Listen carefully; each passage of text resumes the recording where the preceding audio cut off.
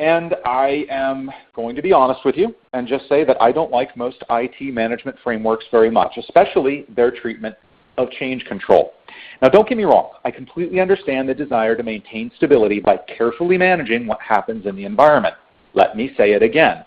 I understand the desire to manage change. If you've got 100 people making changes to the blueprints for a building, that blueprint ain't going to get built right. I get it. I do. But too many of these frameworks place too heavy a focus on stopping change. And they do it in a disingenuous fashion. Oh, we're all about change for the right reasons. We just have to take it slow so nothing breaks. This is like the Department of Motor Vehicles. Oh, we totally want to get you your license in a timely fashion. With a smile on our faces, it just doesn't always work out. But it's for your own good. Creating something called a change management framework in such a way that it's little more than a change barrier system isn't embracing change. It's calling change a smelly bum and asking him to leave the building. I think what we have to recognize is where this desire comes from, a soul-crushing fear of failure. We all know that change is what breaks things, and we are terrified of breaking things. And so we try to control that change to within an inch of its life. We slow it down. We talk about it. We subject it to public inquiry and make it stand naked in front of the rest of the class. But little children break things too. And if you chain them to a wall to mitigate that breakage, someone from the government is going to get very upset with you. Even if you think your toilet is mission critical and must not have stuffed animals stuffed into it, you can't have a meeting every time your child needs to take a poo. And so I want to offer the somewhat radical observation that we never prevent failure entirely. And while we may massively reduce failure, we actually tend to spend more time preventing failure than actually accomplishing things. Given that we spend so much time managing change relative to the amount of change we actually make, it is not unreasonable from an outsider's view to conclude that we just don't really want change in the first place. In this respect, change management is almost literally a Dilbert cartoon where we talk about having a meeting to plan for the meeting where we'll discuss meetings about not making changes. And the result of change management is slow change. That's the actual slogan of change management, slow change. But slow managed change no longer meets the actual business needs of many organizations, if not all of them. As vendors like Microsoft pump out changes on a monthly basis, remember what I was saying about Windows 10 earlier, we need faster change. As our own internal developers move to more agile project management and produce code faster, we need the ability to deploy it more quickly. Slow change simply isn't meeting the actual need. Yes, we still need to provide stability to our environments. Absolutely, a change management framework of some kind could provide the means for doing that while still accommodating faster change. And in reality, I'm not really beating up on change management frameworks. I swear I'm not.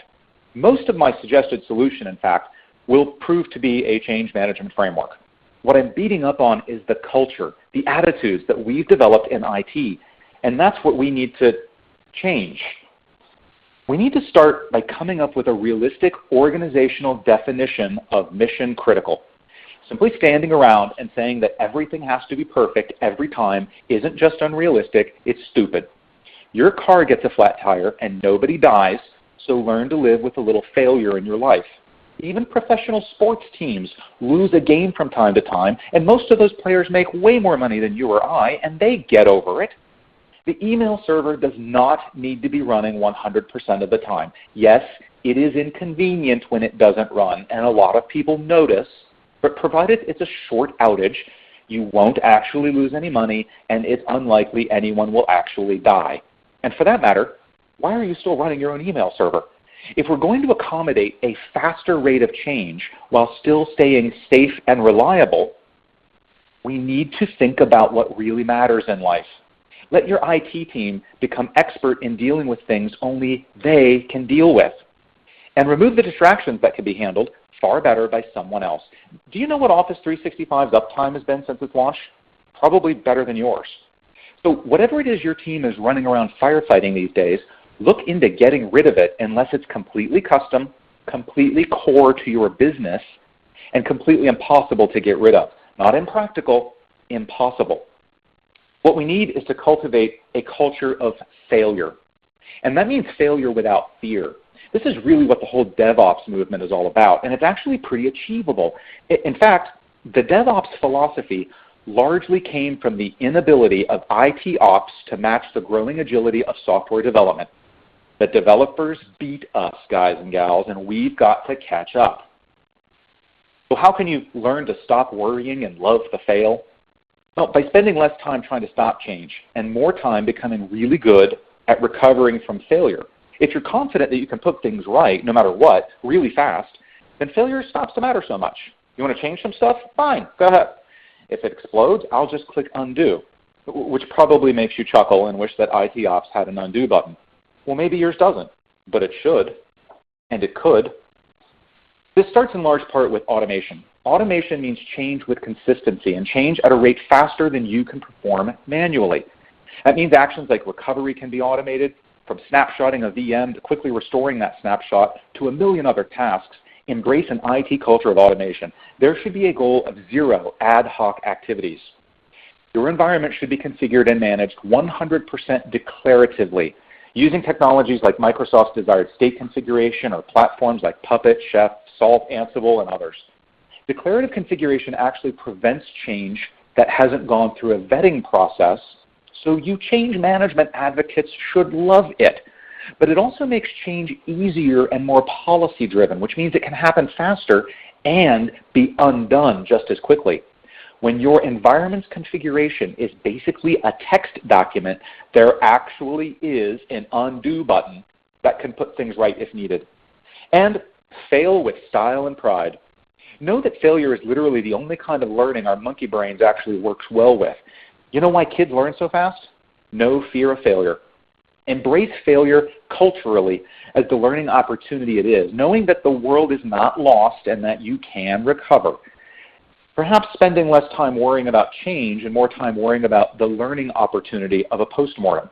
And yes, I know that some systems actually are mission critical. I'm thinking of systems that support human life or major financial markets, by the way, not your email server or your customer management system. For those, learn to focus your change control efforts to minimize change only on those systems that are absolutely crucial to the continued rotation of our planet around the sun.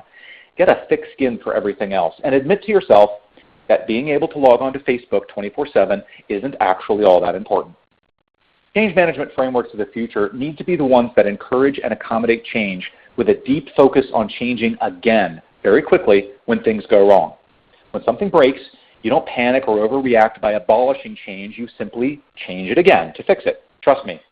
I know most of you are out there shaking your heads because your organization will never go for this. I get it. But those organizations are not the ones who will survive in the coming economy. And you might start to think about real hard about what that means to your job security. Our industry is moving faster, faster, faster.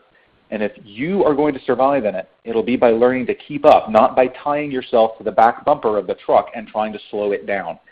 Change is not only inevitable, it is desirable. And dynamic companies that survive will make their money by changing, not by slowing change down.